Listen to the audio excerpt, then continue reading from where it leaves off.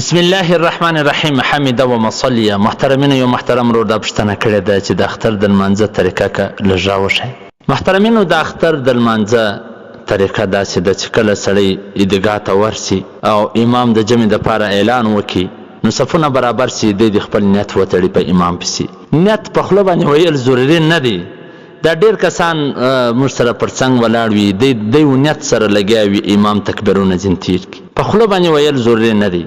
صرف 2 رکعاته لمونځ د کوچني اختر په شپږ تکبیره واجب. مخ مې د په لور د کعبې شریفې په دې ځل امام پسې الله اکبر، دا په زړه کې نیت وکړه. بس امام الله اکبر کې او تم الله اکبر ورسره وکړه. او بیا امام سبحان وایي، ته به هم سبحان وایي، امام هم پټ وایي، ته به هم پټ وایي. او دغه رنګه بیا امام تکبیر وایي، 3 تکبیره، الله اکبر الله اکبر الله اکبر. د هغه ثبات کې د لاسونه چې پورته کې بیا به لاسونه نه نسي، لاسونه یې لکوه. 3 تکبیره چې وویله بیا به لاسونه ونسي. نو بیا امام اعوذ بالله بسم الله قرات شروع کړي، الحمدلله او سورت ووایي. ته به په دا وخت کې خاموشه ودرېږې، لکه څنګه چې د سال لمونځ کې خاموشه ولاړ وې دارنګه به خاموشه ودرېږې، یا د جمعې په لمانځه کې. نو بیا چې کله امام رکوع له ولاړې ته به هم رکوع ورسره ولاړ شي. چې 2یم رکعت له راپورته سوې بیا امام قرات وایي او ته به خاموشه ولاړ وې. چې امام قرات ووایي الحمدلله او سورت ووایي بیا امام 3 تکبیره وایي، 3 تکبیره، الله اکبر الله اکبر الله اکبر.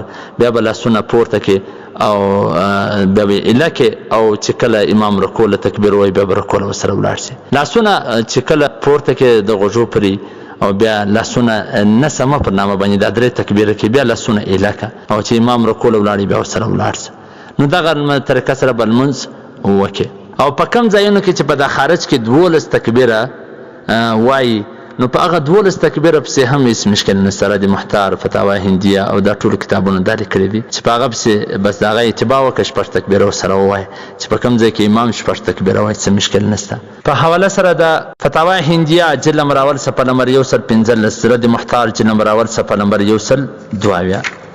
او د کوچني اختر چې کومه خطبه ده هغه د لمانځه ثبات کې ورکیږي. هغه خطبه کې به هغه اورېدل واجب ده، خبرې به نه کوي لکه د جمعې خطبه چې کومه وي. او د هغه رنګه د اختر وخت چې کم دی هغه د اشراق د وخت څخه شروع کیږي. چې کله د اشراق وخت داخله سي بس د اختر وخت هم بیا داخله سو. د اختر وخت د اختر منځ په هغه وخت کې کولای سي د اشراق د وخت څخه بیا د زواله پرې. د اختر په ورځ باندې د اختر د لمانځه څخه مخکې نفل نشي کولی، نفلونه به نه کوي. بیا د عیدګاه ثبات کې په عیدګاه کې به نفل نه کوي، کور راسي بیا نفل کولی شي. دغه طریقه سره به لمونځ وکړي د اختر. دا وسلام.